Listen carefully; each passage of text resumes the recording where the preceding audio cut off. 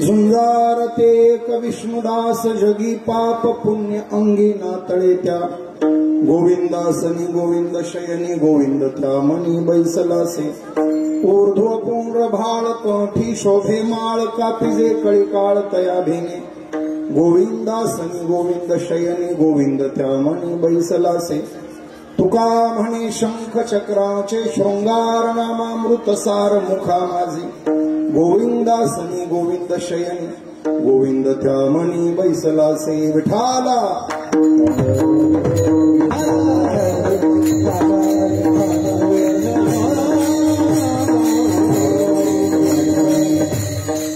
नमो सद्गुरु तुकया ज्ञानदीपा नमो सद्गुरु सच्चिदानंद रूपा नमो सद्गुरु भक्त कल्याण मूर्ती नमो सद्गुरु भास्करा पूर्ण कीर्ती नमो ज्ञानेश्वरा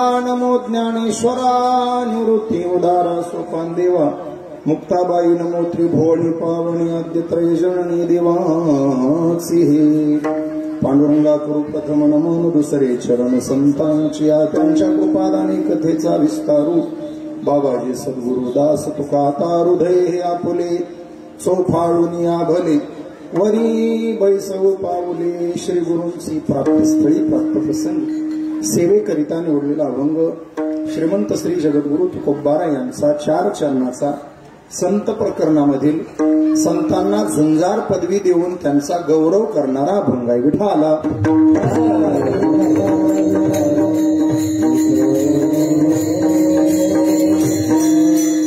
अभंगावरती विस्तारानं चिंतन करण्यापूर्वी महत्वाचा परिहार. ग्रामस्थ मंडळी सोनके भाविक भक्तांच्या सहकार्यानं तरुण बांधव ज्येष्ठ मंडळी माता भगिनी सर्वांच्या उत्स्फूर्त सहभागातून रत्नाकर महाराजांच्या कृपाशीर्वादाने गावकरी बांधवांच्या सहकार्याने आमच्या जोगदंड महाराज वारकरी शिक्षण संस्थेतली सर्व विद्यार्थी मंडळी आणि महाराष्ट्रातले थोर थोर गुणवान आपल्याला लाभले. आमचे आदरणीय पठाडे महाराज आहेत, आमचे जिवलग मित्र गायनाचार्य कृष्णा महाराज आणि माऊली महाराज आहेत, मृदंग रत्न तालमणी तालरत्न लहू महाराज आहेत. उपस्थित तुम्ही गावकरी मंडळी बाहेरगावून आलेली मंडळी माता भगिनी सर्वांच्या उपस्थितीत चाललेला भव्य देखणा सोहळा आज सोहळ्याचा 6वा दिवस. विठाला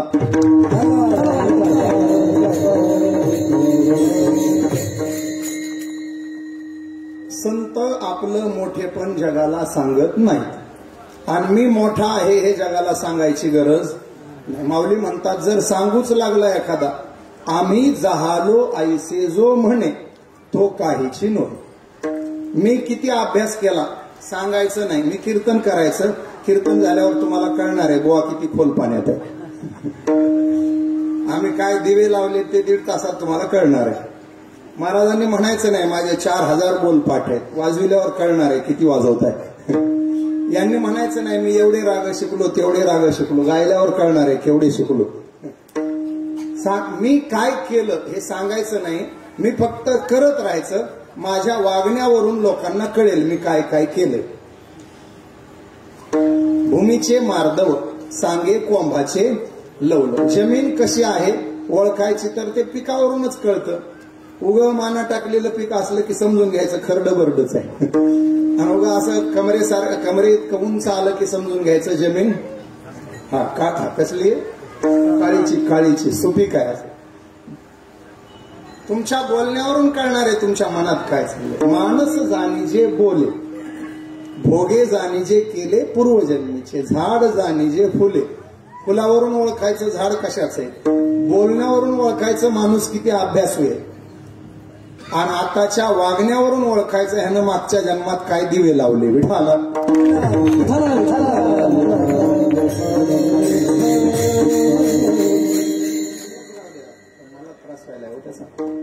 तोंडात हवा जाते, वाजविणाराला गरज राहते. महत्व हरवी पिसे पण मिरवी आवडून वाचस्पतीचे निपाडे सर्वज्ञता तरी जोडे परी वेडीवे माझी दडे महिमे भेने. आपलं मोठेपण होऊ नये असं संतांना वाटतं. विठाला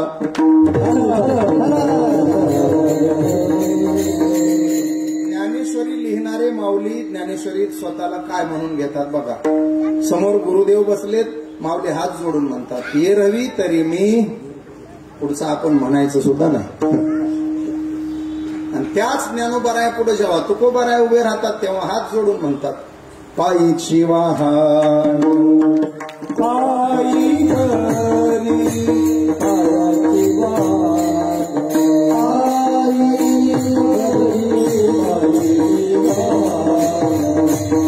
पायी घरी पायी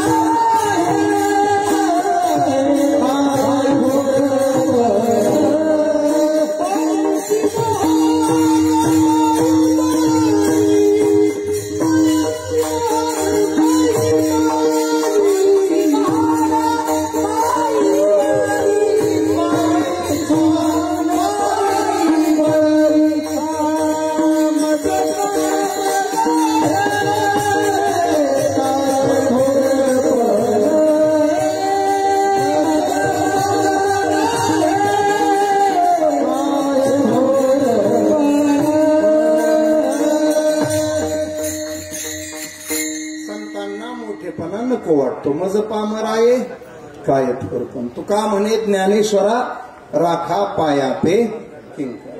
तुम्हाला 2 ओव्यामध्ये 3 दृष्टांत आलेले सांगतो. इतके गोड दृष्टांत आहेत.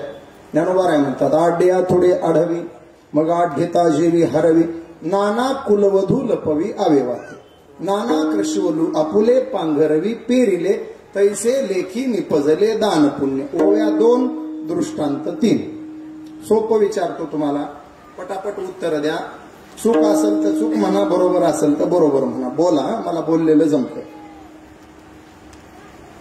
हातामध्ये बोटात सोन्याची अंगठी घातलेला माणूस म्हातारा होत नाही. चूक का बरोबर? बरोबर मग चूक म्हणा ना, मोकळ्या म्हणा. अंगठी घातलेल्या माणसाला भूक लागत नाही. बरोबर? चूक. अंगठी घातलेल्या माणसाचे दात पडत नाही. मी मुद्दाम अंगठीवाले बोट जरा मागच ठेवले.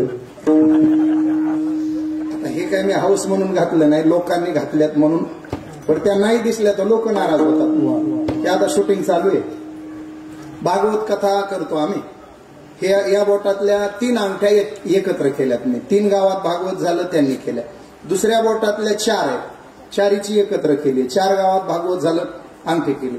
ही 3री तर फारच मजा झाली मला. आता 6 महिन्यापूर्वी लातूरमध्ये कीर्तन केलं. त्या माणसाला कीर्तन आवडलं. तो थेट कीर्तन झालं, आला आणि माझ्या बोटात अंगठी घातली. बघा तुम्हाला जर कोणाला आवडलं तर. एक शिल्लक आहे अजून, जाऊ द्या त्यात काही नाही. अंगठी घातलेल्या माणसाला आजार पण येत नाही. बरोबर आहे का? सुख आहे. मग अंगठी घातल्याने माणूस म्हाताराही होणार आहे, आजारी पडणार आहे, दातही पडणार आहेत, केसही पांढरे होणार आहेत, त्याला भूकही लागणार आहे. मग अंगठ्या घालायच्या कशाला? साधं उत्तर सांगू, फक्त मिरवण्यासाठी घालायच्या. माझ्याकडे बी हाय गड्या. आणि तुम्ही बघा अंगठीवाल्याचा हात गप बसत नाही. पंगत असली का पंक्तीत उभं राहणार आणि म्हणणार ओ बुंदी. पठाडे महाराजांना भात, इकडे लहू महाराजाला, वाजवणाराला भात खाऊ घालायचा. तब्येत वाढत असते. वरण वरण इकडे माऊलीला, मीठ विनेकऱ्याला. आता तुम्हाला काही राहिलंच नव्हता पदार्थ मिठावर भागवून. काही नाही, हे दाखवायचं असते फक्त. जेवणारात एखादा आगाव असतो, त्याच्या हातात 12 तोळ्याचं कड राहते सोन्याचं.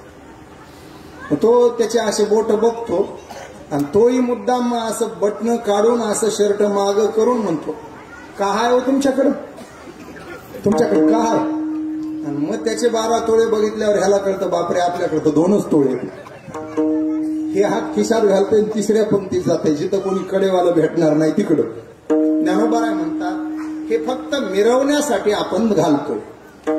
पण एरवी पंक्तीत असं असं करणारा माणूस मध्यरात्री 12 वाजता आपल्या सोनक्याचं कीर्तन ऐकलं, जेवण केलं, गप्पा टप्पा मारून पायी पंढरीला जाऊ लागला आणि कोर्टीच्या पुढे गेल्यावर आडरानामध्ये 4 चोरांनी त्याला अडवलं. आता ते बोट दाखवेल का? आता काय करेल? अंगठ्या काढून फेट्यात घालील, बुटात घालील, नाही तर पोटात घालील. नाही जमलं तर सगळ्या काढून कुठंतरी लपवून ठेवण्याचा प्रयत्न करेल. माऊली ही ओळी सांगतात, श्रीमंत माणूस चोरांच्या तावडीत सापडल्यावर आपले अलंकार जसे लपवून ठेवण्याचा प्रयत्न करतो, ज्ञानी महात्मा आपलं ज्ञान तसं झाकून ठेवण्याचा प्रयत्न करतो. विठाला दुसरा दृष्टांत घ्या. हे चष्मेवाले, हे चष्मेवाले, हे तिघही चष्मेवाले, चौघही तो तुमची लाईनच झाली. आता तुमच्या तरुणपणातला दृष्टांत. आता वर तेवढं कोणी नाहीच आहे वयस्कर, तुम्ही आहेत ते मागले दोघं. ते तुमच्या तरुणपणात ते काठीवालं बाबा, तुमच्या तरुणपणाचा मला तुम्ही चूक का बरोबर तुम्ही सांगा. हे आपले बाबा आहेत. असं म्हणतात जुन्या काळात गावचे कारभारी जर पारावर म्हणा चावडीवर बसलेले असले, 4-5 कारभारी गावात असायचे, लोक म्हणायचे ना 4 शहाणे गोळा करा. मग ते 4 शहाणे गावचे कारभारी पारावर बसलेले असावेत. गावातल्या कोणाही घरातली सून रानातून घराकडे निघालेली असावी आणि तिला त्यांच्या समोरून जायचं असावं असं म्हणायचे जुने माणसं, की ती सूनबाई त्यांच्या समोरून जायचे म्हणून पायातल्या चपला काढायची, हातात घ्यायची आणि पदराखाली झाकून चपला न दिसू देता नाजूक पावलानं चालत जायची. बरोबर आहे का? आहे तुमच्या तरुणपणातलं आहे का नाही? आपण खोटं बोलतच नाही. आता जरा काळ बदललाय. आता कारभारी सुनबाईच्या चपला सांभाळायला बसते. सुनबाईला म्हणते तू जीवन घे, तर मी चपलावर नजर ठेवतो. तो काळ होता, मर्यादा होती. मावल्या पदर डोक्यावरचा ढळू देत नव्हत्या. पदराचं सोडा, कुलवान घराण्यातल्या सुनबाईचं नख सुद्धा परपुरुषाला दिसत नव्हतं. इतकी पद्धत होती कपडे घालायची, सर्वांग झाकायचं, नखाच्या खाली साडी आणि पदर असा कपाळावर आलेला असायचा. माऊलींनी तो दृष्टांत दिलाय. कुलवान घराण्यातल्या सुनबाई आपलं सर्वांग जसं झाकून कर्त्या माणसांकडून लवून चोपून चालतात, ज्ञानी महात्मा आपलं ज्ञान त्या सुनबाईनं अंग झाकलंय तसं ज्ञान आणि मोठे पण झाकून ठेवतो. विठाला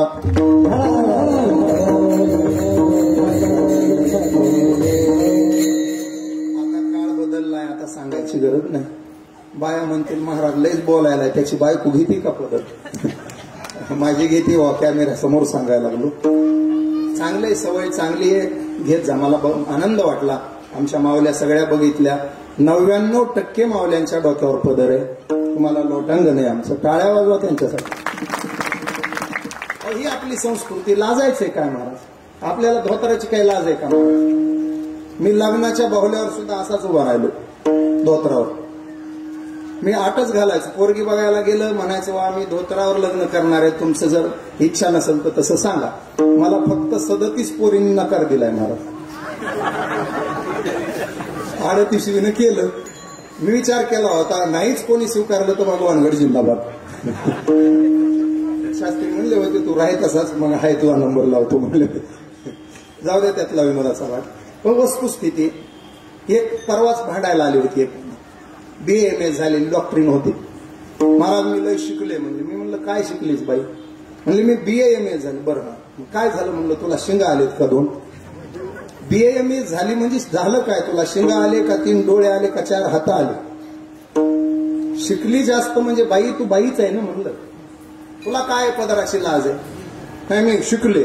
मी म्हणलं ऐक, आपल्या देशाला एक माऊली राष्ट्रपती म्हणून लाभली होती. माजी राष्ट्रपती प्रतिभाताई पाटील 6 वर्ष राष्ट्रपती होत्या. 6 वर्षात त्या माऊलीच्या डोक्यावरचा पदर ढळला नाही. त्या BMS बाईला म्हणलं मी, तू राष्ट्रपती होऊन दाखव, मग 4-2 दिवस बिगर पदराची फिरलीस तरी सांभाळून घेतो. तिथवर जात नाही तोवर पदराची लाज बाळगू नको विठाला.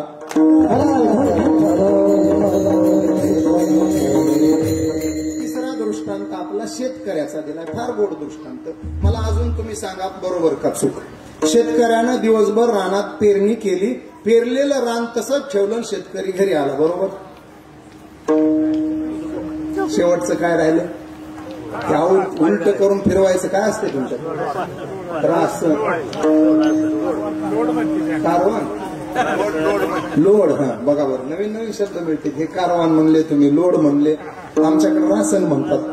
भागाभागात बदलून असतं. आमच्याकडे माणसं मेल्यावर जाळते, इथले चिठे जाळू नका, जीव गेल्यावर जाळा. आमचे जिवंत माणसं श्वास घेतात, इकडं मेल्यावर. चांगली गोष्ट आहे. रासन, लोड, कारवान, हे एक नवीन शब्द मिळाला मला, आपला वाढला अभ्यास जरा.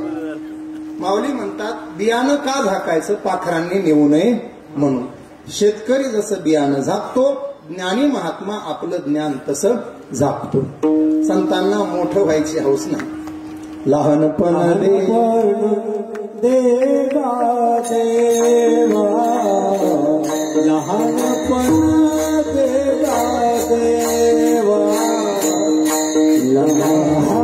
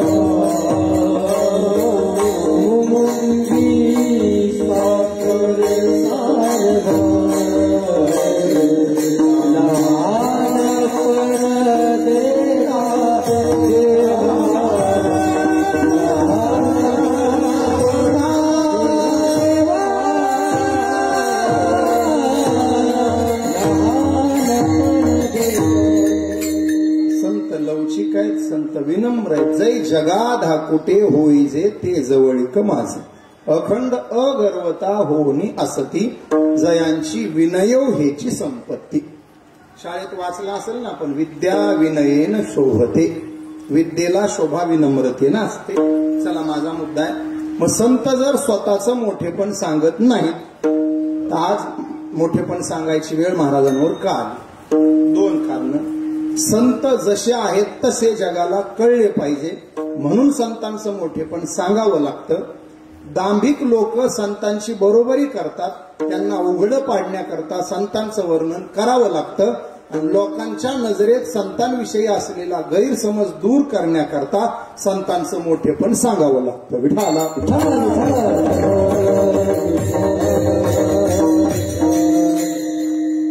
बऱ्याच लोकांचा असा गैरसमज आहे, ज्याला कशातलंच काही जमत नाही त्यानं वारकरी व्हावं असं लोकांना वाटतं. आता हे लेकर आहेत ना आमचे, जोगदंड महाराजांच्या संस्थेत शिकतात. माझ्याकडे 125 विद्यार्थी शिकायला. एका गावात असंच विद्यार्थी घेऊन गेलो आम्ही. 2 वाजवायला नेले, 2 गायला नेले. त्या पोराने वाजवलंय सुंदर, गाणाऱ्यांना गायलं सुंदर. कीर्तन झाल्यावर एक जण भेटायला आला. म्हणला महाराज पोरं लय तयार केले गड्या. म्हणलं हो, घेतो कष्ट आम्ही. माझंही एक तुमच्या संस्थेत पाठवायचं. मी म्हणलं चांगली गोष्ट आहे.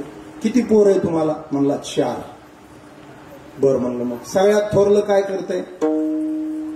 म्हणला तो 12वी पास झालाय, इंजिनियर होणार आहे. दुसरं 10वी पास झालंय त्याला डॉक्टर करायचं. तिसरं आता 10वीला बसलंय. मी म्हणलं माझ्याकडे कोणतं पाठवायचं ह्या तिन्हीतलं? तिन्ही नाही म्हणला, चौथं पाठवायचं तुमच्याकडे.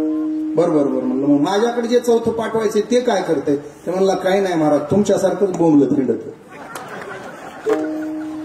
त्याच्या नजरेत आमचं फिरणं म्हणा बोंबलत फिरणं, आणि त्याच्या हिशोबानं असला माल संस्थेत खपत असावा.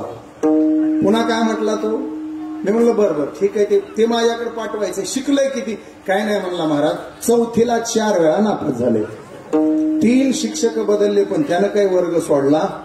आणि लोकांना वाटते असं वाया गेलेली कॅसेट आळंदीत जमत असावी. लोकांचा हा समज दूर करायचा आहे. वारकऱ्यांविषयी असलेला गैरसमज दूर व्हावा म्हणून संतांचं मोठेपण सांगायचं. आणि काही दांभिक लोक बाह्यवेश अंगावर परिधान करून स्वतःला संत म्हणून मिरवत आहेत आणि लोक नेमकं त्यांना भुलतात. बघा घोटाळा आपला कसा आहे. चमत्काराला नमस्कार. 2 गोड वाक्य सांगतो. साधू चमत्कार करतो मान्य, पण जे जे चमत्कार करतात ते साधू असतात हे मात्र चूक आहे. चमत्कार काय जादूगारही करतो, हातचालाकी करतो, मॅजिक. साधू कीर्तन करतो बरोबर आहे, पण जे जे कीर्तन करतात ते साधू असतात, चूक आहे. साधू अभंग लिहितात बरोबर आहे, पण जे जे अभंग लिहितात ते साधूच असतात, चूक आहे.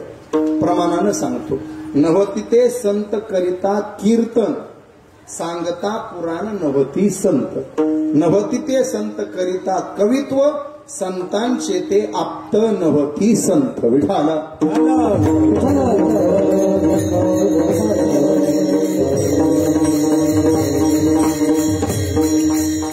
हिरा ठेविता मास हरिता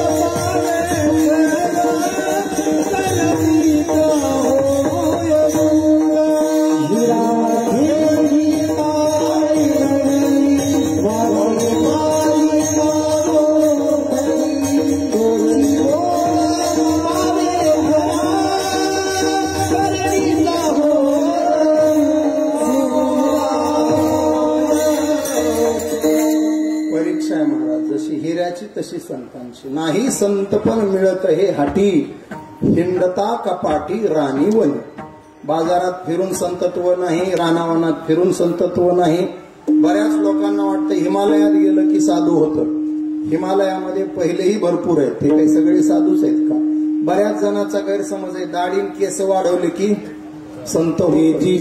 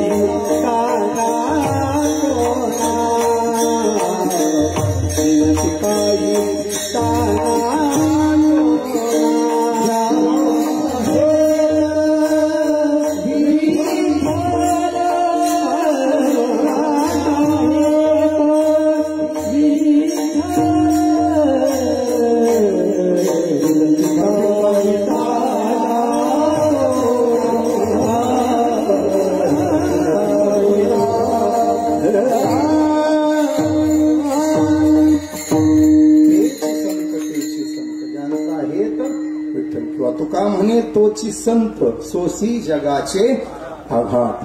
ऐका, मी त्या हिऱ्याचं सांगत होतो. आयरन माहिती आहे तुम्हाला? लोखंडी अवजार बनवायला ते असते,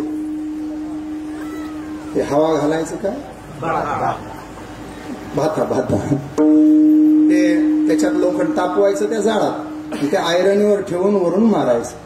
त्या हिऱ्याची परीक्षा अशी सांगितली, आयरनीवर हिरा ठेवायचा आणि वरून हातोडा नाही बरं, हा घन. हातोडी वेगळी, मृदंग लावायला असते ती हातोडी. घरकामाच्या वेळेला ते मिस्त्री वापरतात तो हातोडा, आणि ते अवजार बनवणारे वापरतात ते घन. वरून घनानं मारलं तर हिरा फुटत नाही, आयरनीत घुसून बसतो. पण त्या हिऱ्याची किंमत काही कमी नाही, कोट्यावधी रुपये किमतीचा हिरा. तुम्ही म्हणाल एवढा हिरा आयरनीत फसला, मग काढायचा कसा? त्याची पण प्रक्रिया संतांनी सांगितली. काय तुकोबारायांनी बारकावा सांगितला. आयरनीत फसलेला हिरा जर काढायचा असेल, फार काही अवघड काम नाही. ते त्या हिऱ्यामधले एक, जसा हा हिरा आहे हा पुल्लिंगी शब्द आहे, तसं हिरकणी नावाचा स्त्रीलिंगी शब्दाचा एक धातू आहे. ती हिरकणी नावाचा धातू आणायचा खडा, आणि तो फक्त आयरनी जवळ धरायचा. त्या आयरनीत फसलेला हिरा अर्ध्या सेकंदात टपकन बाहेर येतो. कोणाला बघून? बोला बोला. कसलाही हिरा असू दे महाराज, त्याला सरळ करायचं म्हटलं की काय लागते? हिरकणी लागते. मी पटवून देतो, आत्ता पटवून देतो तुम्हाला. एवढे हिरे बसलेत का नाही? हिरकणीला न घाबरणाऱ्या हिऱ्याने हात वर करा. तुम्ही टेन्शनच घेऊ नका, मला गॅरंटी एकही हात वर करत नाही. ज्याचा हात वर झाला त्याचा उद्याचा चहा गेला. माझ्याकडे बघू नका, माझंही तुमच्यासारखंच आहे. माझंही लग्न झालंय, माझ्याकडे तर अस्सल मराठवाडी गिऱ्हाईक आहे घरी. आम्ही काय बोलायला गेलं की त्यांचं ठरलेलं उत्तर असतं, मला कीर्तन सांगायचं. तुमचं सांगू? वाजविणाराची म्हणती जास्ती थापा हाणायचा नाही. यांचं सांगू? गाणाऱ्याच्या म्हणत्यात तुमच्या सगळ्या चाली मला ठाऊक आहे, जास्ती चाली दाखवायच्या नाही, नाही तर चालच बंद करील. स्पीकरवाल्याची आवाज नीट ठेवायचा. विनय करायचं सांगू का? ते म्हणाले माझं काही नाही. विनय करायची म्हणती तन करायचं नाही. चौकदाराकडे आलं कीर्तना, चौकदाराची म्हणते नीट उभा राहायचं. आपलं कसंही उभा राहा, तुमच्या घरचं सांगितलं. बसलेल्यात कोणी शिक्षक असतील तर माफ करा, आता आलंय ओघानं तर शिक्षकाचंही निघणारच आहे. शिक्षकाची म्हणती मला शिकवायचं, लेकरं शिकवा. त्याच्यात विषयवार आहे का? गणिताचा शिक्षक असेल तर बायको म्हणती तुमचे सगळे सूत्र मला माहित आहे. विज्ञानवाल्याची म्हणती फालतू प्रयोग घरात करायचे नाही. हिंदीवाल्याची म्हणती चुप रहने का, चुप रहने. ते म्हणते अरे हमने मुंह कब खोला है, खोलने काच नाही. आणि महाराष्ट्रीयन माणसाचं लय आवड महाराज. हिंदी आती है लेकिन हेलपटे खाती है. आपली हिंदी म्हणजे गुलाबी हिंदी. अरे बांधकाम करणारे लोक शक्यतो मुस्लिम बांधव असतात. आता घर बांधणार त्याला मराठीत बोला, त्याला कळतं ना. त्याच्या पिढ्यानं पिढ्या महाराष्ट्रात गेल्यात, मराठी येतं त्याला. ह्याला कुठं हे त्याच्या जवळ जाऊन म्हणतंय इटको सरकाव, सिमेंट ज्यादा होय आहे. मराठी बोलवा त्याला कळतं. त्या फळ विक्रेत्याकडे जाऊन पण आपण असंच फलित करून घेऊ. ते शक्यतो मुस्लिम बांधव असतात. त्याच्याकडे जाऊन आपण उगाच शेप काय साधी यार शेपण हल्ला पाहिजे करून. आपलं हिंदी म्हणजे भागते भागते जाऱ्या, धपकन गिऱ्या, कालवण सट्या, मडकं फुट, असली गुलाबी. इंग्रजीवाल्याची तर लय अवघड म्हणा. घरात मराठी बोला, इंग्रजीत बोलाल तर याद राखा. पाणी म्हणायचं पाणी, वॉटर म्हणाल तर तांब्या फेकून आहे, आवाज नाही करायचा. इंजिनियरची म्हणते तुमचे मला प्लॅन ठाऊक आहे. डॉक्टरची म्हणते तुमचे सगळे रिपोर्ट काढून ठेवलेत. पोलिसाची म्हणतीये मला कायदा शिकवायचा नाही. वकिलाची म्हणती कोर्टातच खेचणार आहे. न्यायाधीशाची म्हणती निकालच लावणार आहे. शेतकरी राहिला ना आपला, शेतकऱ्याची तर लई गोड महाराज. यानं काही बोलायला गेलं की तिचं एकच, बसा येड रूम न झाला विषय. परवा लातूरमध्ये दाढी करायला बसलो महाराज, नवीन मिळाले मला. दाढी करायला बसलो, त्या नावाची लय माझा महाराज. आगे दुकानावर पिछे मकान, पुढं दुकानान माग मकान. सकाळी काय झालं होतं की नवरा बायकोचं देव जाणे. मी पहिलं गिरायक, त्यानं दाढीला चक्रीम ब्रीम लावला, अर्धी दाढी झाली एका साईडची आणि मधून ती आरडू लागली. काय बडबड बडबड करू लागली. हे असलंच आहे, वनवास आला, संसार करून कटाळा आला, त्याला ते ऐकणं सहन होईना. ते मध्ये गेलं. बस ग बाई म्हणला, पहिलंच गिरायक आहे, विशेष म्हणजे महाराज आहे. आणि काय लावलं तंत्र. ते म्हणले असला तर असला, मला का चुलीत घालायचं. मलाही वाईट वाटलं महाराज. मी अर्धी दाढी तशीच घेऊन खाली उतरलो. म्हणलं हे काकू पाया पडतो बरे तुझ्या, मला चुलीत का घालायली, तुझं तू बघून घे ना मला. म्हणली माय महाराज बरं झालं आलात, मलाही घरानं करायचंच होतं. कडून केसानं गळा कापलाय माझा. हे कळलं ना तुम्हाला. पेंटरची म्हणती थोबाडच रंगविणार आहे, नाव्याची म्हणती केसानं गळा कापला. जाऊ दे, त्यातला विनोदाचा भाग. हिरा ठेविता ऐरणी सांगत होतो. हिऱ्याची जशी परीक्षा आहे, ऐरणीवर ठेवून घणानं मारला, ऐरणीत जाईल पण फुटणार नाही, तसं संतत्वाची परीक्षा आहे. जगनिंदेच्या आहुतीमध्ये टाकलं तर ते फुटणार नाही, तावून सलाखून सोन्यासारखं झळझळीतच निघेल, त्यांना संत म्हणायचं. विठाला संतांचं संतत्व जगाला कळलं पाहिजे, मोठे पण कळलं पाहिजे. म्हणून तुकोबाराय आज संतांचं वर्णन करतात.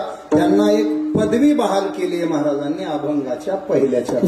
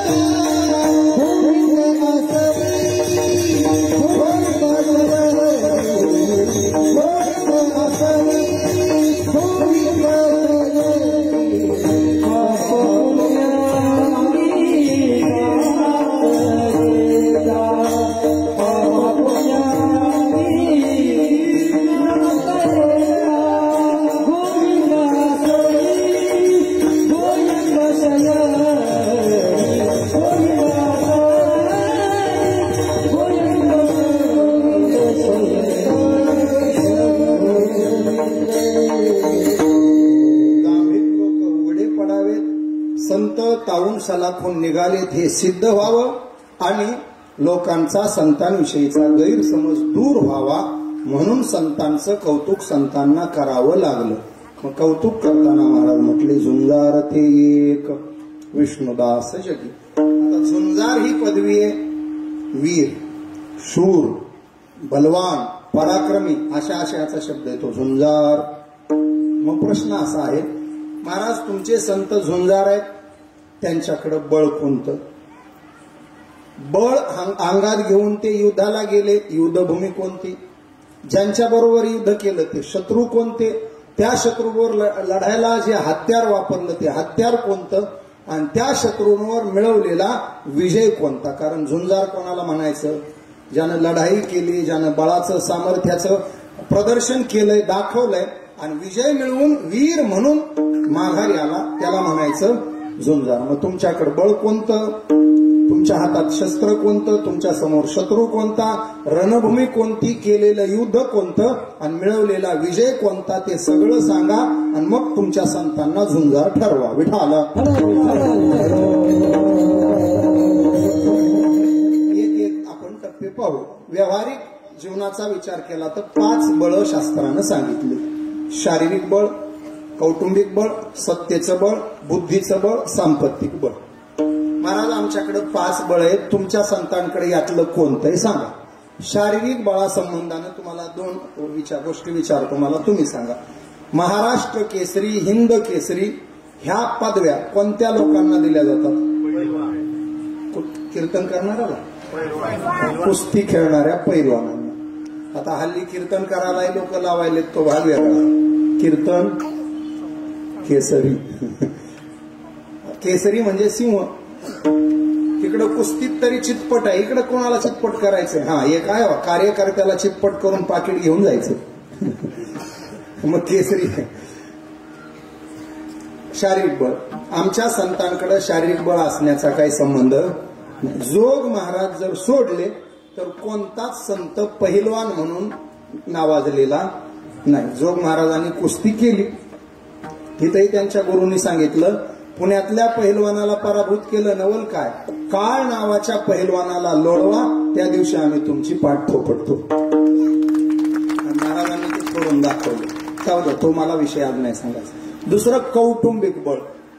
काही कुटुंब असतात पहा, जुन्या काळात असे घर असायचे, 7 भाऊ एकत्र राहायचे. होते का नाही असे घर? 7 भाऊ आणि एकत्र राहायचे. त्या 7 भावाला प्रत्येकी 2-2 पोरं झाले 14. एकूण माणसं झाले 21. हे 7 आणि पोरं 14. 21चे 21 मुड्या कानाचे. मुड्या कानाचे कळले का? कुस्त्या आखाड्यात लोळणारेच 21. लोक म्हणायचे कोणाच्याही नादाला लागा, पण त्या घराच्या नादाला लागू नका. एकाला कोणी त्रास दिला की उरलेले 20 घरात घुसून मारल्याशिवाय राहत नाही. याला कोणतं बळ म्हणायचं? कौटुंबिक बळ. मी पुण्यामध्ये MA करत असताना एक घटना घडली. आमचं कॉलेज सुटलं, आम्ही दोघं मित्र रस्त्याने चाललेलो. माझा पुण्यातला मित्र होता, 85 किलो वजनी गटात कुस्ती खेळायचा. तो चांदीची गदा मिळवलेली होती त्याने. आम्ही दोघं रस्त्याने चाललो, समोरून एक काळी पैलवान आला. कपड्या सकट आणि चपला सकट मोजलं तर 42 होईल. असलं सरपण आलं, एकमेकाला धक्का लागला. धक्का लागल्यावर पैलवान आमचा शांत, पण ते सरपण उडी मारून थोबाडीत मारलीस पैलवानाच्या. एक थोबाडीत दिली, म्हणला डोळे फुटले का?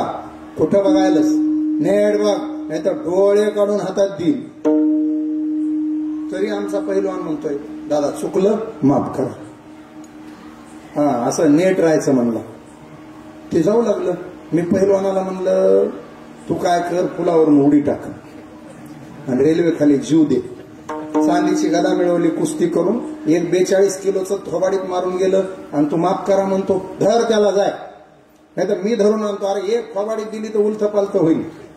मी निघालो, त्यानं माझं मनगट धरलं. महाराज चला म्हणलं, गपची. अंगातली ताकद सगळीकडे दाखवायची नसते. अरे मी म्हणलं दाखवायची नसते, पण त्यानं मारलं. त्यानं मारलं, झालंय काय? म्हणलं काय असं हाणलं उगं.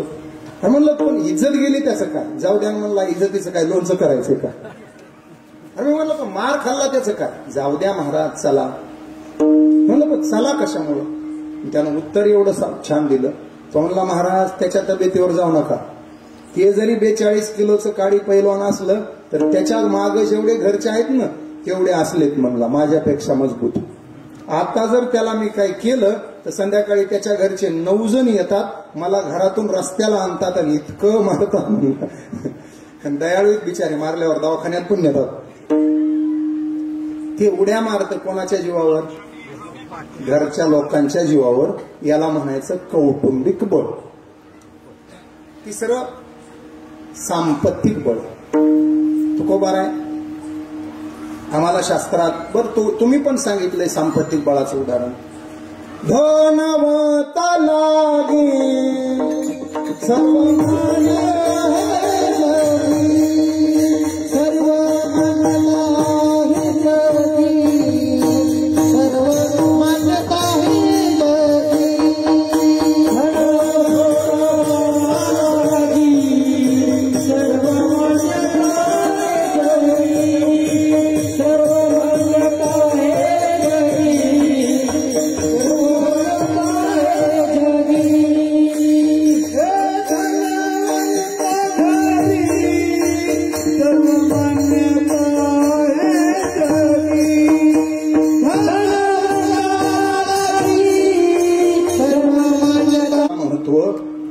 हिंदीतलं एक वाक्य सांगतो, माना की पैसा खुदा नहीं, लेकिन यारो खुदा से भी तो कम नहीं. पैसा देव नाही पण देवापेक्षा कमी सुद्धा नाही. तुमचं वाक्य सांगू का? महाराज कशाचंही सोंग आणता येईल हो. बोला की बोला. पैशाचं सोंग आणता येईल. 2 गोळ्या सांगतो तुम्हाला. पैसा असल्यावर बायकोची वागू नको आणि पैसा नसल्यावर बायकोची वागू नको. माणूस तोच असतो. ज्ञानोबा म्हणतात, धनवंत पुरुषासी स्त्री लवटव करी कैसी, कुटका देखोनी सुनी जैसी हलवी पुच्छासी सर्व का. आणि पैसा नसल्यावर जव त्या धनाची होय तुटी, स्त्री वसवसोनी लागे पाठी, आता तुमच्या नावडती गोष्टी रागे उठी फडफडोनी. पैसेवाल्याची बायको शिरा खाता का पोहे खाता, चहा घेता का कॉफी घेता, आणि पैसे नसलेल्याच्या घरी गिळायचं नाही का? घ्या एकदा चल घाला तुमच्या म्हणा बाबा काय म्हणायचं. शास्त्रवचन सांगतो, अधनस्य स्वभार्यया अपि अवमन्यते विठाला. व्यवहार त्याच्यावरच आहे ना. आता मी परळीवरनं इथं आलो, त्या गाडीत काही टाकावं लागलं असेल का? येताना काही पाणी गिनी घ्यावं लागलं असेल? महाराज कुठल्याही हॉटेलला थांबा, पाण्याची बाटली 20 रुपयाला 1 लिटर पाणी. पैसा. मी आळंदीला, महाराज आळंदीत मी 97ला गेलो. 25 दिवसामध्ये 700 श्लोक भगवद्गीता पाठ केली. 700 श्लोक 25 दिवसात. तुम्ही टाळ्या वाजवा म्हणून सांगितलं नाही, जे आहे ते आहे. मी परीक्षा दिली 27व्या दिवशी. 25 दिवसात पाठ केली. मधल्या एका दिवशी आवर्तन केलं आणि 27व्या दिवशी परीक्षा दिली. 1997ला 1100 रुपयाचं बक्षीस मिळालं मला तेव्हा. मी असं 6 महिने आळंदीत राहिलो, गावाकडे गेलो. मला पुण्यात कॉलेजला ऍडमिशन घ्यायचं होतं, टीसी वगैरे काढायचा होता. गावाकडे गेलो. मी कॉलेजला जाऊ लागलो सायकलवर. आई म्हटली, हे बघ कॉलेजला जा, तुझे काम आटोपले की बाजारात जा आणि 5 प्रकारचा भाजीपाला घेऊन ये आपल्याला घरी. मी कॉलेजवरून भाजीपाल्याच्या दुकानावर गेलो. एक मावशी बसली होती. म्हणलं, मावशी वांगे कसे? मावशी म्हणले, बाळा 20ला किलो आहे. म्हणलं 10 रुपयाचे अर्धा किलो दे. मग त्या मावशीकडून मी 100 रुपयाचे वाण घेतले. वांगे, बटाटे, कांदे, कोथिंबीर, हिरव्या मिरच्या, टोमॅटो. धोतर असंच सायकलवर गेलेलो. मग ती पिशवी घेतली. म्हणलं, मावशी येऊ का? मावशी म्हणले, माय कोण्या गावचं आहे? मी म्हणलं, इथं टोकवाडी आहे माझं गाव. बरोबर, हे धोतरच घालतोस का? म्हणलं, हा मी आळंदीला असतोय, महाराज व्हायलो. म्हणलं, बरं बरं बरं, आपण शिकायला का? म्हणलं, हो येऊ का? येऊ का कसं म्हणायलाच? म्हणलं, मग ते 100 रुपये दे. म्हणलं, मावशी मी महाराज आहे की. मग आता मावशी म्हणले, महाराज आहेस तर करू काय? 10 रुपये कमी करते, 90 दे. ह्याच्या पलकड काय करत? म्हणलं, मावशी घरून येताना पैसे विसरलेत. म्हणलं, खिशात रुपया नाही, माझी भगवद्गीता पाठ आहे. मी 15वा अध्याय म्हणतो, एवढा भाजीपाला मला द्या. मावशी म्हणली, तो 15वा अध्याय पाठ आहे ना, तिकडं सोनक्याला जाय. तिकडं कीर्तनामध्ये जाऊन सगळी गीता मुखोद्गत म्हणून दाखव. इथं भाजीपाला पाहिजे तर पहिले 100 रुपये टाक. याचा अर्थ आमची भगवद्गीता 100च्या भाजीपाल्यापेक्षा हलकी असं नाही. पण आम्ही जर ती व्यवहारात वापरायला गेलो तर तिला 5 रुपये कोणी देणार नाही. परमार्थात आलं तर गीता गीता गीता वाचे जे म्हणती, नाही पुनरावृत्ती तयानारा. पण प्रपंचात वापरायला गेलं तर किलोभर कांदा सुद्धा त्या भगवद्गीतेच्या बदल्यात मिळणार नाही. कारण परमार्थात वित्ताला महत्व नाही आणि प्रपंचात वित्ताशिवाय पर्याय नाही. विठाला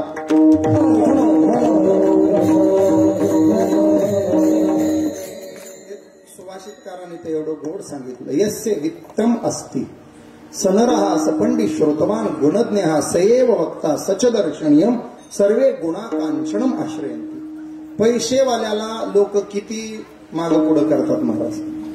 ते दिसायला कसंही असू द्या, लोक काय म्हणते, तुमच्यासारखा सुंदर माणूस तालुक्यात नाही. खरं तर ह्याच्यासारखं विचित्र जिल्ह्यात नसते. हातापायाच्या काळ्या झालेल्या, ढेरीचा नगारा झालेला, 4 दात बाहेर आलेले, डोळे मिचमिचे, अर्ध एकरवडचं पडीक पडलेलं, आणि तरी लोक त्याला काय म्हणतात, तुमच्यासारखा देखणा माणूस तालुक्यात नाही. त्याच्या देखणेपणाची काय पडलं नाही, त्याचा खिसा गरम आहे. देखणा म्हणतात. मला सांगा, पैशाचा आणि विद्वत्तेचा काही संबंध आहे का? त्याला पंडित म्हणतात. बरं, बोलण्याचा आणि पैशाचा काही संबंध आहे का? वक्तृत्व वेगळं आणि श्रीमंती वेगळी. शतेषु जायते शूरा सहस्रेषु च पंडितः वक्ता दशसहस्रेषु दाता भवति मानव. हे बोलणं सोपं आहे का? आमच्या परीक्षा होतात आळंदीत जोग महाराज संस्थेमध्ये. 40 मिनिटात सगळा अभंग सोडवायचा, चाली सकट स्वतः म्हणायचं. तिथं काय तारांबळ महाराज, बऱ्याच जणांचा घोटाळा होतोय. बोलायला तर उभे राहते, समोर सगळं गच्च भरलेलं, गुरु समोर बसलेले आमचे. आणि मग ह्याचं ततप होत आहे. हे बघा आणि हे बघा. गुरुजी म्हणतात काय बघा, तुझं धोतर बघा का शर्ट बघा. नाही, काय म्हणतात अभंगात महाराज? अभंगात महाराज काय म्हणतात? महाराज काय म्हणतात अभंगात? काय म्हणतात महाराज? आमचे परीक्षक म्हणतात, महाराज म्हणतात तू खाली बस, दुसऱ्याला उभा राहू दे. सोपं का बोलणं? काय काय सुरू करतात, 10-15 मिनिटं बोलतात आणि मग त्यांना म्हणायचं असतं बोलण्याच्या ओघात जे चुकीचं गेलं ते माझ्या बुद्धीचे दोष, जे बरोबर होतं ते माझ्या गुरुवर यांचं.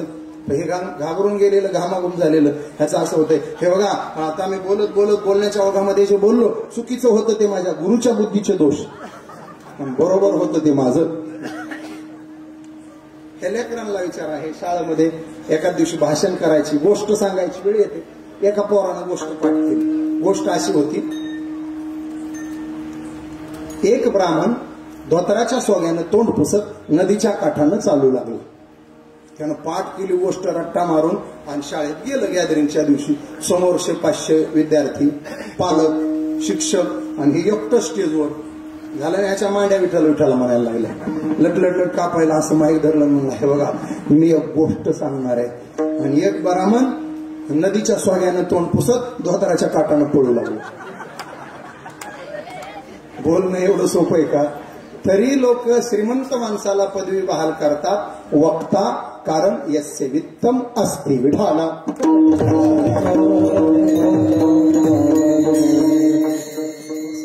असे बरेच बळे, मला वेळ घ्यायचा नाही. तुकोबाराय सांगा, तुम्ही ह्या बळानं बलवान आहे का? मला सांगा, संतांनी कुस्त्या खेळल्या का? शारीरिक बळ नाही. संतांना परिवारानं काही पाठिंबा दिल्याचं कुठं ऐकलं का? कौटुंबिक बळ नाही. संतांनी निवडणुका लढवल्या यशस्वी झाल्या असं वाचलं का? उलट कोपले पाटील गावीचे हे लोक आता मज भिक कोण झाले. सत्ता बळ नाही. आणि संपत्ती बळाच्या बाबतीत तर तुकोबारायने 1000 ठिकाणी सांगून ठेवलं. आम्ही सदैव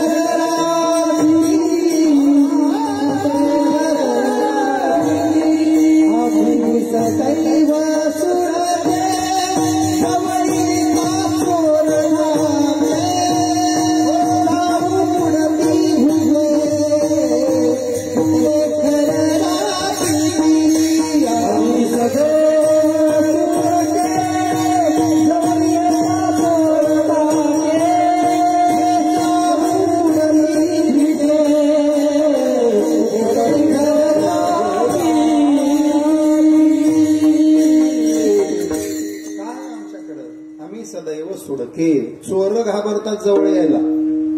ह्याच्याकडे गेलं तर ह्याच्या खिशात तर काय मिळायचं नाही. उलट हेच म्हणाल उद्या पुरतं द्या. चोर धाक आहे, भीती आहे. कुत्र घर सांभाळीत बसलंय. कुत्र घरी गेलं तर तोंड आपटून येईल खायला. काय तुकोबारायाने आपल्या परिस्थितीचं विदारक चित्र कित्येक ठिकाणी सांगितलंय. हे गोड अभंग सांगतो तुम्ही. पाहुणे घरासे आज आले ऋषिकेशी, काय करू उपचार, काय करू उपचार, कोप मोडकी दरदरीत पाण्या मासी रांधिला कन्या, मोडकिया बाजावरी वाकळाच्या शेजा, मोडकिया बाजावरी वाकळाच्या देवाच्या सेवा काय करू उपचार, काय करू उपचार, कोप मोडती जर जर. पाहुणा आला. देव ऐकून ठेवा, आपण ग्रहस्थेत दारात आलेला पाहुणा विनमुख जाऊ द्यायचा नाही. नका देऊ दूध जयामध्ये सार, ताकाचे उपकार तरी करा. काहीच नाही तर फुकाचे जीवन तरी, पाणी तरी द्या.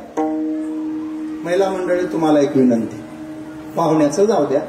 आपले पती जर घरी आले, सकाळी गेलेत, कुठं काम केलं, दुपारी 3-4 वाजता संध्याकाळी घरी आले, पहिलं तुमचं काम आहे तांब्या म्हणा ग्लास म्हणा भरून त्यांच्या हातामध्ये आणून देणं. प्यायचं की नाही प्यायचं नवऱ्याचा प्रश्न आहे, पण आणून देणं तुमचं कर्तव्य. भले ते बाहेरून टाकून आलेलं असलं तरी पाणी देणं तुमचं काम आहे. पिलं पिलं नाही पिलं, आपला पतिव्रता धर्म. पतीची आमता अनुसरणी पतिव्रता, सर्व भावे पती ध्यानी म्हणे. सेवा करायची. काय शास्त्र सांगतो तुम्हाला, तुम्ही न मागता नवऱ्याला पाणी दिलं तर त्याला दूध पाजल्याचं पुण्य तुम्हाला लागेल. त्यानं मागितलं मग तुम्ही दिलं तर तुम्ही पाणीच पाजलं. आणि त्यानं 4 वेळा मागूनही जर तुम्ही नाही दिलं, त्यानं हातानच घेऊन पिलं, तर तुम्ही त्याला रक्त पाजल्याचा दोष लागला. दोहा सांगतो, ना मागे दियासो दूध बराबर, मांग लियासो पाणी, छीन लियासो खून बराबर, हे निपट निरंजन की बाणी. निपट निरंजन नावाचा एक साधू, फार गोड आहे. त्याचे असे दोहे इतके गोड आहेत महाराज. तात मिले पुनी भ्रात मिले, मात मिले श्रुती मिले, राज मिले गजबाज मिले, सब साज मिले, मन वांछित पाई, कहे निपट निरंजन, सब मिले संत संग दुर्लभ बाई. अशा काही रचना केल्यात त्यांनी, फार गोड. मग मागितलं, न मागता पाणी देत जावं. मागितल्यावर तर कोणी देईल, परका माणूस देईल. नवऱ्यानं म्हणा अग पाणी, आणि बाईनं मधूनच आरडाव, डोळे फुटले का, तांब्या दिसू नका, रक्त पाजलं. अतिथी पूजा झाली पाहिजे. आपला गृहस्थीचा धर्म आहे. विनमुख गेली या अतिथी ने सुकृताची संपत्ती. आपलं पुण्य जाऊ नये तर अतिथी पूजा केली पाहिजे. देवाला पाहुणा जीव घालायचे. आवले तुकोबाराय म्हणले, बघ पाहुणा आलाय, काहीतरी पितर जवळ आले होते. आवले आपलं एक सामान गोळा करत होती. पहिलाच दिवस होता सामान गोळा करायचा. खपली गहू, आणि तो खपली गहू भिजवून सडायचा असतो आणि त्याचा भरडा करायचा असतो. खीर करण्याकरता तो भरडा केला होता. तो आपला ग्लास भरून होता. पाहुणा बघितला, 4 पाहुण्याचा एकच होता. आवली म्हणली, आता ह्याला ग्लासभर केलं आणि ते जर पहिल्याच दमात संपलं तर अर्ध्या पोटी जाईल, किमान ह्याचं भागल एवढं तर करावं. ग्लासभर कण्यासाठी पातेलभर पाणी वापरलं. दरदरीत पाण्या माझी रांधी येल्या. तोर देवाला बसायला मोडकी बाजनवर वाकळाची सेज. बसवले जेवायला देव. देव म्हणले, तुकोबा तुम्ही बसा. तुकोबा म्हणले, तुमचं होऊ द्या, तुमचं झाल्यावर तो का म्हणे शेष सेविला, शेष घेऊन जाईन तुमची झाली या बोल. देव म्हणले, हरकत नाही. बसले. आता त्या कण्या काय साध्या होत्या महाराज, पाणीदार कण्या. आपल्या व्यावहारिक भाषेत डोळस कण्या. कण्या 2 प्रकारच्या असतात, एक डोळस आणि दुसऱ्या आंधळ्या. आंधळ्या कण्या पात्रावर टाकले की तिथंच बसतात, आणि डोळस कण्या पठाडे महाराजाला वाढले की इकडे लहू महाराजाला भेटायला येतात. वर्ण सुद्धा 2, एक लंगडं दुसरं धावतं. लंगडं वरण पिवळं घट्ट, भातावर टाकलं की मटकन बसतं, आणि धावतं वरण ऑलिम्पिकला पाठवा, स्वर्ण पदकच घेऊन येईल. एवढं इकडं महाराजाला वाढलं की तिकडं श्रोत्यांकडे भेटायला येते सळसळ करत. ते जुन्या काळात परातीत जेवायची पद्धत होती. पंक्तीला जेवत होते का तुम्ही? पितळे असायची परात. एक म्हातारं नातरुंडाला घेऊन गेलं. 4 वर्षाचं नातरुंड, 72 वर्षाचा आजोबा. दोघं बसले. परातीत पाणीदार वरण टाकलं. त्या वरणामध्ये त्या लेकराला दुसरं एक लेकरू दिसू लागलं, प्रतिबिंब. ते लेकरू बाबाला म्हणायचं, बाबा बाळ, बाबा बाळ. म्हातारा म्हणला, बाळ नाही ती डाळ आहे. चपाती चुरण हांगण को कसलं बाळ काय. बरेच पंक्तीचे वर्ण असे राहतात महाराज. त्याच्यात पळी घातली तर डाळीची पळीची 15 मिनिटं पळापळी होती, तरी डाळ लागत नाही. प्रमाण सांगू, तुका म्हणे आता डाळीचा नाही पत्ता. गात्यात शोधू नका, ते त्या तुकाचं नाही, ह्या तुकाचं असल्या कन्या महाराज. देवानं 3 हातानं पात्र धरलं, 4 हात केले देवानं आणि एका हातानं कन्यावर फुल लागले. ऐका, देवानं विनोद केला. देव म्हणले तुकोबा, रावण 2 हातानं मारला, कुंभकर्ण 2 हातानं मारला, कंस 2 हातानं मारला, हिरण्यकश्यप 2 हातानं संपवला, पण ह्या सगळ्यांपेक्षा तुमच्या कन्या भारी निघाल्या. त्यांना संपवायला 2 हात, तुमच्या कन्या संपवायला 4 हात. जेवले. जेवल्यानंतर पान खाण्याची पद्धत आहे बघा. गृहस्थी माणसानं द्यावा आणि पाहुण्यानं घ्यावा विडा. 13 गुणी विडा म्हणतात त्याला. तुकोबारायची परिस्थिती का विडा देण्याची. तुकोबारायने हात जोडले, अंगणात गेले, तुळशीचे 5 पानं तोडून आणले आणि देवाच्या हातात दिले. मुख शोधे तुळसी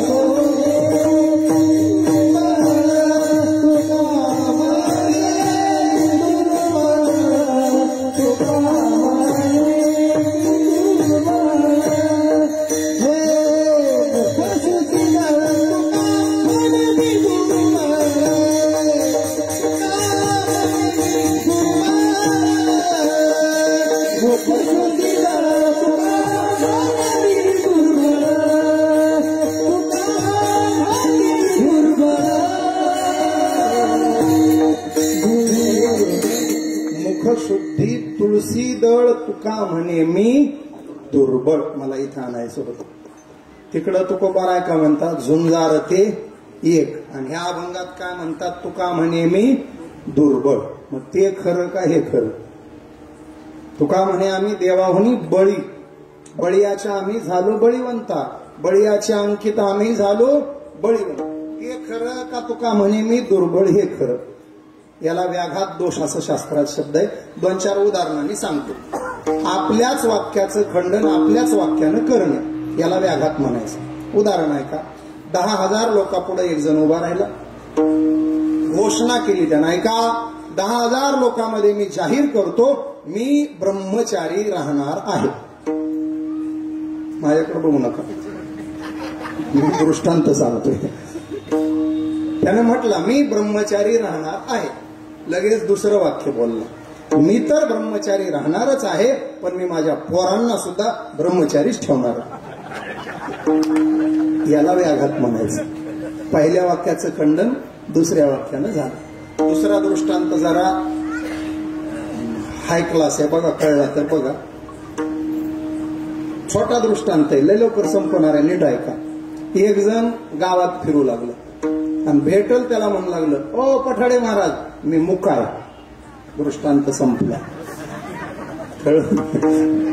अरे तू मुका आहे तर बोलतोय कोण, आणि बोलतोय तर मुका कसा. तिसरा दृष्टांत, एक जणांना दार वाजवलं, घरात कोण आहे.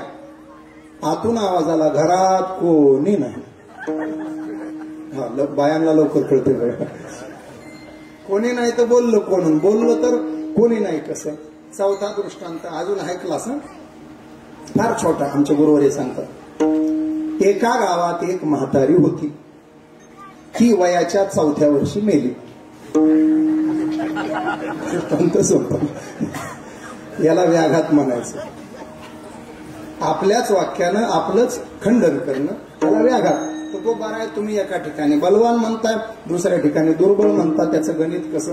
तुकोबाराय म्हणले आमचं दोन्ही बरोबर आहे. व्यावहारिक बळांचा विचार केला तर तुका म्हणे मी दुर्बळ, आणि पारमार्थिक बळाचा विचार केला तर झुंजार ते एक विठाला. आमचे संत व्यावहारिक बळानं दुर्बळ आहेत, पण पारमार्थिक बळानं बलवान आहेत. मग पारमार्थिक बळ कोणते. अनेक बळ आहे, त्यातल्या 2चा विचार आज आपण करू. एक बळ तर माऊलींनी हरिपाठात सांगितलंय, भावाचं बळ. भावाचं बळ, भाव बळ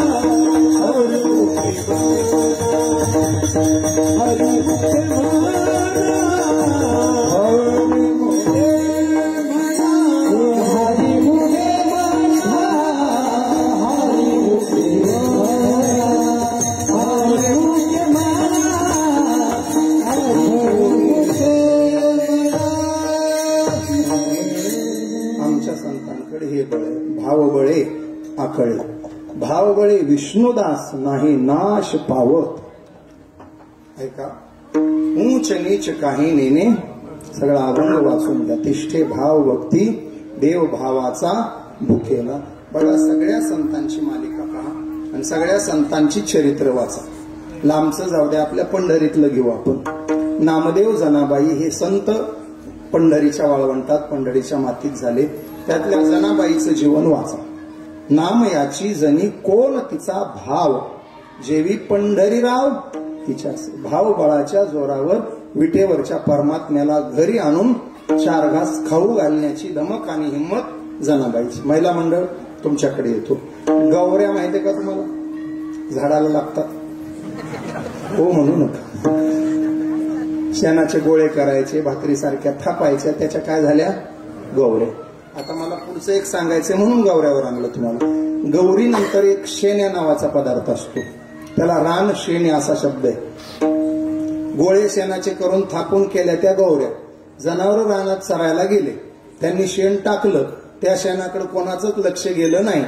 8-15 दिवस ते तसंच जागेवर वाळून गेलं. त्याच्या ज्या तयार होतात त्याला काय म्हणायचं? रान शेण्या. भावाचं बळ जनाबाईच्या पहा. नाम याची जणी सवेवेची शेणी, धर्माघरी पाणी वाहे सदा. रान शेण्या गोळा करायला जनाबाई सोबत या इथवरही येत असेल गो. त्या काळात जनावर असतील ना तुमच्याकडे? हा, सोनक्यालाही आला असेल गोळा शेण गोळा करायला. जनाबाईच्या भावबळाचा परिणाम. जात माहितीये तुम्हाला? 4 जणी बसून दळतात, हो म्हणू नका. 4 घोटाळा होईल सगळं. 2 असतात. मग जनाईनं जात्यावर दळण्यासाठी हाक मारावी आणि विठाईनं जात्यावर दुसऱ्या बाजूला येऊन बसावं. याला भावाचं बळ म्हणतात. विठाला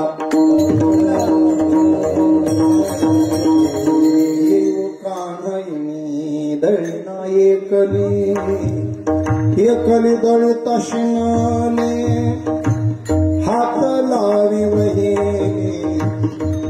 येऊ कान्हा दळना एकली.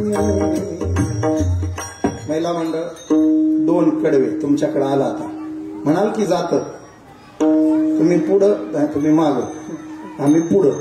तुम्ही बघायचं, तुम्ही म्हणायचं नाही.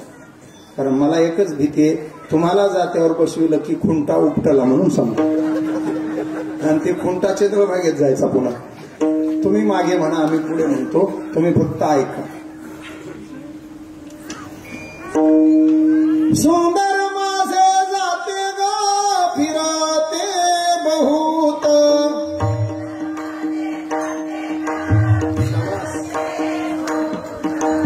इकडच्या रुसल्यात का काय? पहिलंच कीर्तन आहे सोनक्यात माझं. सगळ्यांचा आवाज. सुंदर माझे जाते ग फिरते बहुत,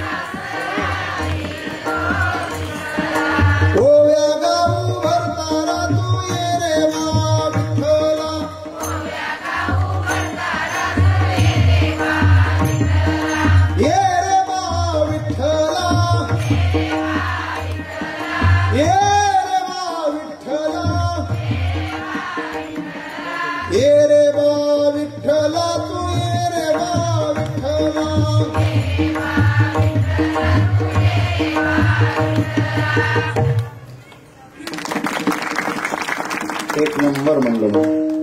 असंच व्हायचं देवाचं जनाबाईचं. महाराज आपल्यापेक्षा महिला हुशार असतात बरं. खास करून तुमचं नाही, आमचं सांगतो. भजन्यांपेक्षा आमच्या बऱ्याच वेळेला घोटाळा आमचा कसा होतो, भजन्यानं पुढं प्रमाण म्हणलं त्याचं पाठ राहते, मागच्याचं पाठ नसतं. मग पुढचं म्हणून जाते, मागच्याचं पाठ नसलं ते गप राहते टाळ घेऊन, काही म्हणत नाही. इथं नाही तसं काय, इथं सगळे पाठवले. असं बऱ्याच वेळेला होत. त्यांचं तसं नाही. जात्यावर पुढचीचं गाणं पाठ असू द्या आणि मागचीचं पाठ नसू द्या, मागची उघडं पडू देत नाही. बरोबर तिच्या आवाजात आवाज मॅचिंग सेंटर करून घेते. मिले सूर मेरा तुम्हाला. पुढचीनं म्हणू द्या माझ्या भावाच्या दाराला सोन्याचं कुलूप, मागची म्हणते नारे नारे नारे नारे नारे चलू दे रात्र. एकदा तर अशी मजा आली महाराज, एक वारकरीन बसली दळायला. वारकरीन सगळा महाराष्ट्र पालथा घालून आलेली. तिनं जे गाणं लांब लचक सुरू केलं, माझा भाऊ ग भीमाशंकराला, माझा भाऊ ग त्र्यंबकाला, माझा भाऊ ग नाशिकाला, माझा भाऊ ग आळंदीला, माझा भाऊ ग देहूला, माझा भाऊ ग सासवडाला, माझा भाऊ ग शिंगणापुराला, माझा भाऊ ग पंढरपुराला, माझा भाऊ ग अक्कलकोटाला, माझा भाऊ ग तुळजापुराला, माझा भाऊ ग वैद्यनाथाला, माझा भाऊ ग नागनाथाला, माझा भाऊ ग शेगावाला. असं गेली फिरत फिरत. एवढे गाव मागचीचे कुठं पाठ आहेत महाराज? मागचीचे गाव पाठ नव्हते, पण तिचं गाव सोनकं होतं. हुशार बाई महाराज, बरोबर डोकं लावून गाणं म्हणली तिनं, बरोबर मॅचिंग केलं. जिथं जिथं तुझा भाऊ तिथं तिथं माझा भाऊ. रात्रभर तुझा भाऊ जिथं आहे तिथं माझा येणारच आहे. प्रयागला जाऊ दे कुंभात स्नान करायला, माझा मागच आहे म्हणजे. जिथं जिथं तुझा तिथं तिथं याला म्हणायचं मॅचिंग सेंटर. आता देवाचा जनाबाईचा घोटाळा असा झालाय, बेभान झाले देव, डळायला लागले. जनाईनं पुढे गाणं म्हटलं, पांडुरंग आमचा पिता रखुमाया मुची माता. देवानं माग तसंच म्हटलं, पांडुरंग आमचा पिता रखुमाया मुची. आहे का भानावर? रखुमाई त्याची बायको आहे. म्हणतोय काय माता? भाव बळाच्या जोरावर देवाला बायकोचा विसर पाडण्याचं सामर्थ्य आमच्या संतांच्या भक्तीमध्ये आहे. विठाला अच्युतं केशवं कृष्ण दामोदर रामनारायणं जानकी वल्लभं. कौन कहता है भगवान खाते नहीं, बेर शबरी के जैसे खिलाते नहीं. कौन कहता है भगवान नाचते नहीं, गोपियों की तरह तुम नचाते नहीं. कौन कहता है भगवान सोते नहीं, माँ यशोदा के जैसे सुलाते नहीं. अच्युता केशव कृष्ण दामोदर राम नारायण जानकी वल्लभ. ही सगळी भावबळाची उदाहरणे. तुम्ही फक्त पोहे घेऊन जा सुदामा होऊन, तो खायला तयार आहे. तुम्ही शबरी होऊन बोर न्या, तो चाखायला तयार आहे. तुम्ही द्रौपदी होऊन त्याचं बोट गुंडाळा, तो तुमच्याकरता साड्या होऊन यायला तयार आहे. तुम्ही अर्जुन व्हा, तो सारथी व्हायला तयार आहे. तुम्ही धर्मराज व्हा, तो पंक्ती घालायला तयार आहे. तुम्ही नामदेवराय व्हा, तो तुमचं दूध प्यायला तयार आहे. तुम्ही जनाबाई व्हा, तो तुमच्या सोबत जात्यावर दळायला बसणार आहे. तुम्ही ज्ञानोबाराय व्हा, तो तुम्हाला समाधीत बसवायला येणार आहे. तुम्ही तुकोबाराय व्हा, तो तुमच्या हाताला धरून तुम्हाला वैकुंठाला नेणार आहे. तुम्ही एकनाथ महाराज व्हा, तो तुमच्या घरी 36 वर्ष पाणी भरायला येणार आहे. विठाला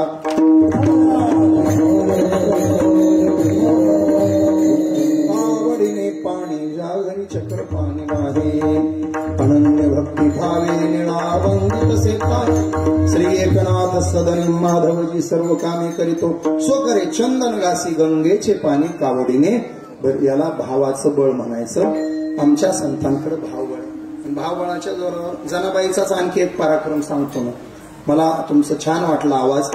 एक गवळण अभंग काढून देतो, फक्त मी सुरुवात करतो. मला विश्वास आहे तुम्ही म्हणणार. बघा मी काढून देतो, तुम्ही म्हणा. धरीला धरीला धरीला पांढरीचा चोर,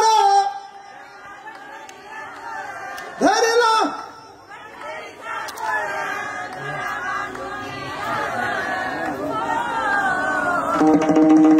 धरीला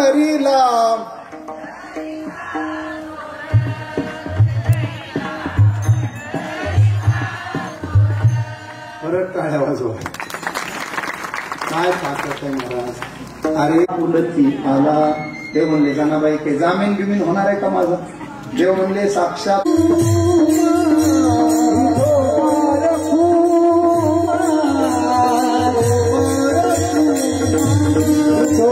एवढा तुम्हाला जवळ आहे. सगळं जग त्याच्या मागे आहे आणि तो तुमच्या समोर आहे. केवढे भाग्यवान आहेत तुम्ही. बरोबर इकडेच तोंड आहे, आपल्याकडेच तोंड आहे. बरोबर भाग्यवान आहेत. आणि पंढरीच्या पंचक्रोशीतलं गाव असून एवढं सुंदर नियोजन मला वाटतं 28 वर्ष झाले. रत्नाकरजी महाराजांच्या आशीर्वादानं 28 वर्ष हा सोहळा आपण करतो आहोत. यावर्षी गुणवान मंडळी आमच्या मराठवाड्यातलं वैभव आहे. हे सगळं हे जालना जिल्हा पैठण लघु महाराज आहेत, कृष्णा माऊली आमचे पठाडे महाराज, ही सगळी मंडळी आमच्या भागात फार त्यांना मान सन्मान आहे.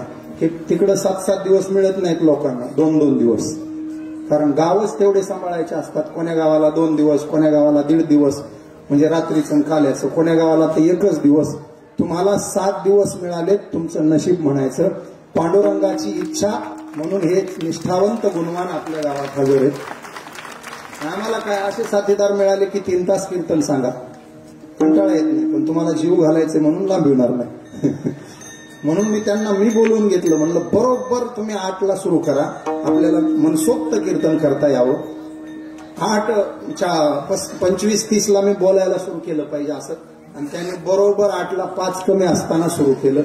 मनसोक्त कीर्तन त्यांच्या सहवासानं मलाही करता आलं.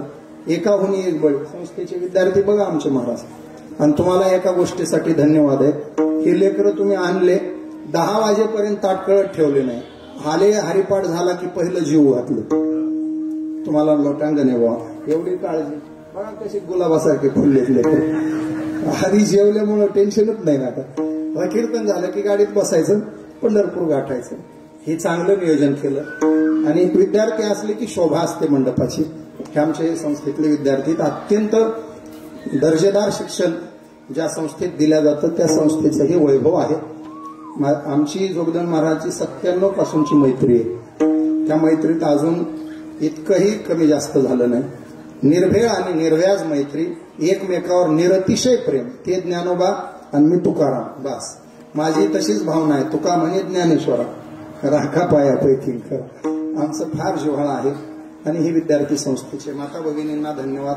तरुण मंडळी, ज्येष्ठ मंडळी, अन्नदाते सर्वांना धन्यवाद. तुकोबारायांची ही भावना संतांविषयी. आमचे संत झुंजार आहेत. पाप पुण्य जवळ येत नाही.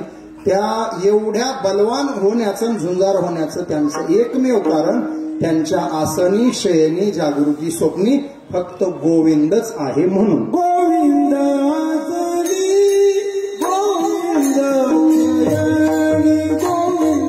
पडतं की काय अशी परिस्थिती. खूप उत्साहानं करतात. पंढरीच्या पोटात असलेलं आपलं गाव आहे. देवा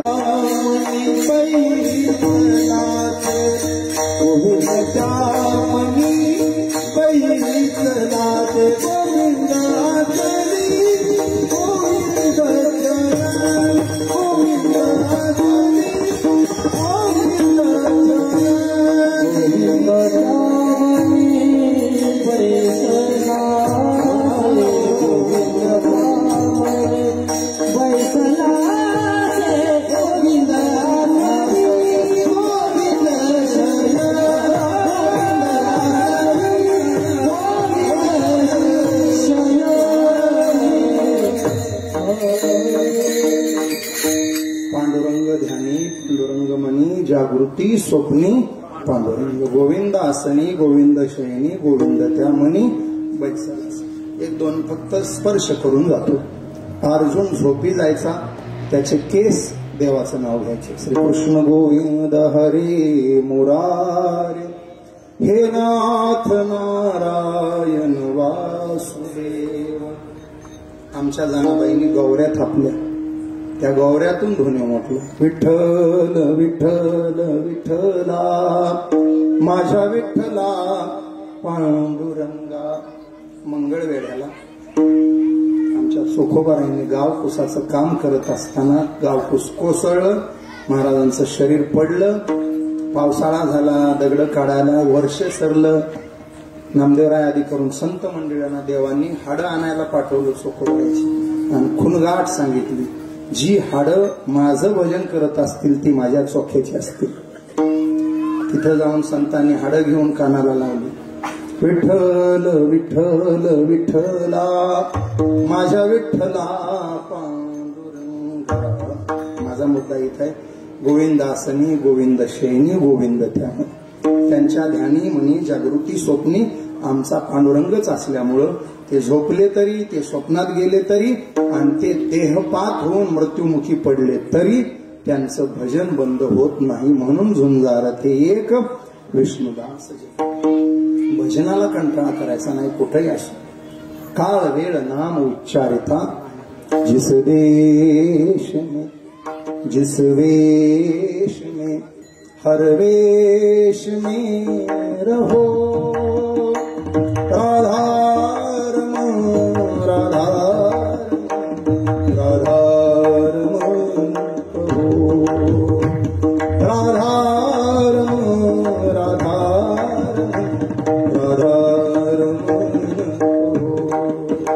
जिस काल में हाल में जिस जाल में रहो, जिस रंग में जिस ढंग में जिस सांग में रहो. राधा राधा राधा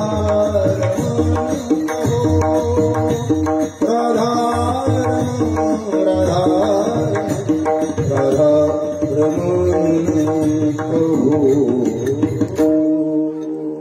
म्हणून झुंजारती कीर्तन संपलं. सर्व गावकरी सर्वांना धन्यवाद. सेवा संपण्यापूर्वी 2-3 मिनिटं तुमच्या आरोग्यासाठी घेतो.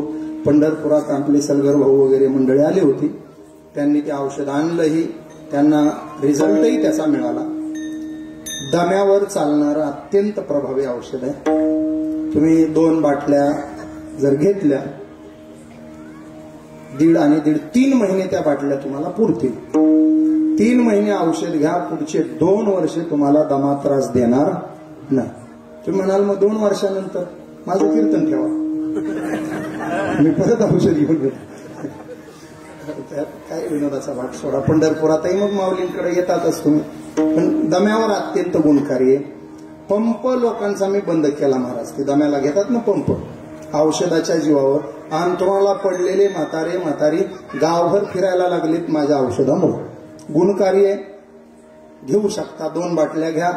ज्याला अतिदमा आहे, ज्याला पित्ताचा त्रास आहे, जळजळ होतं, मळमळ होतं, डोकं हातोडे मारल्यासारखं दुखतं, त्यानंही ते औषध सुरू करा. 3ऱ्या दिवशी फरक. ज्याला अजीर्ण होतंय, अपचन होतंय, गॅस, ऍसिडिटी, करपट, ढेकर, अन्न पचन होत नाही किंवा सकाळी पोट मोकळं होत नाही, गच्च राहतं, भूकच लागत नाही, त्यांनी ते औषध घ्या. 4थ्या दिवशी तुम्हाला फरक जाणवेल. शुगरवाल्यांनी सुद्धा सुरू करा. 10व्या दिवशी 400 असलेली आजची शुगर 10व्या दिवशी मोजा, 150च्या आत तुम्हाला दाखवेल. शुगरच्या गोळ्या मी बंद केल्या बऱ्याच लोकांच्या. गुणकारी औषध आहे. 250 रुपये किंमत आहे त्या औषधाची. 1.5 महिना बाटली तुम्हाला जाते. ते घेण्याची पद्धत, सकाळी अर्धा ग्लास पाणी घ्या, त्याच्यात त्या औषधाचे 3 थेंब टाका, पाणी हलवा, पाणी प्या. त्याच्यावर अर्धा तास काहीही घेऊ नका. चहा नाही, कॉफी नाही, दूध नाही, जेव. अर्धा तास काहीच घ्यायचं नाही. अर्ध्या तासानंतर काहीही घेतलं तरी चालेल. काहीही म्हणजे काहीही नाही. एक जण आलो महाराज, मग काही बी जमतंय का महाराज? म्हणलं येडे का तू, काही बी कसं जमल? दूध, चहा, कॉफी, ज्यूस, रस असं काही बी घे, काही बी घेऊ नको, काहीही खाऊ नको, शुद्ध शाकाहारी खात जाय. चांगलं औषध आहे, बऱ्याच रोगांवर काम करतं. ज्याला सर्दी नेहमी होते, कफ छातीमध्ये होतो, ऍलर्जी म्हणतो ना आपण, धुळीतून आलं की ऍलर्जी होते, त्याने ते औषध संग्रही ठेवा. अत्यंत गुणकारी आहे. दुसरं मलम एक आणलंय, माझीच कंपनी आहे. गुडघेदुखी, कंबरदुखी, संधिवात, मान ताटली, मान आवटाळली, हरभऱ्या एवढं घेतलं ना असं हलक्या हातानं चोळलं, मान आवटळली असेल तर दर तासाने 2दा चोळा. 2दा चोळलं की मान नीट झाली म्हणून समजा. कंबर, गुडघे उठू देत नसू द्या, गुडघे तुमचे. कंबर असं अर्धा मिनिट धरूनच उभा राहायची वेळ येत असू द्या, हरभरे एवढं हलक्या हातानं लावून सोळा, तुम्हाला 24 तास कंबर परफेक्ट साथ देईल. पुन्हा 24 तासानं हरभरे एवढं लावायचं. चांगलं औषध आहे, त्याची किंमत 150 रुपये आहे. अर्धा तास मी थांबणार आहे. बरोबर समोर गाडी उभी आहे, तुमच्या पंक्ती इथं बसणार म्हणून जरा पुढे लावली. MH 44 77 33 पांढरी गाडी आहे, गाडी ड्रायव्हर आहे. औषध घ्या, फुकट घेऊ नका, पैसे देऊन घ्या. मागच्या घोटाळ्यामध्ये मला 9,000ला फटका बसला. बघू दे म्हणले ड्रायव्हरला, गेले लोक घेऊन. त्याला म्हणलं असं केल्यावर कसं व्हायचं तुझं, पगारातूनच काढील म्हणलं आता असं केल्यावर. कारण आम्ही काय त्यातून पैसे कमवत नाही महाराज. खरेदीच 245ची आहे, 250ला देतो. आणि मलम तर आम्हाला बनवायलाच तेवढा खर्च आहे, तेवढाच घेतोय तुमच्याकडून. ना नफा ना तोटा, फक्त लोकांचं भलं करायचं म्हणून ते औषधं गाडीत ठेवले. सर्वांनी ज्याला हवंय त्यांनी घेऊ शकता. 10:30 वाजेपर्यंत थांबणार आहे, त्यामुळं निवांत घेतले तरी चालतील. पुनश्च गावकऱ्यांना, तरुण बांधव, कार्यकारी मंडळ, भजनी मंडळ सर्वांना कोटी कोटी धन्यवाद. आमच्या गुणवान मंडळीला धन्यवाद. कीर्तन सेवेला विराम. ज्ञानेश्वर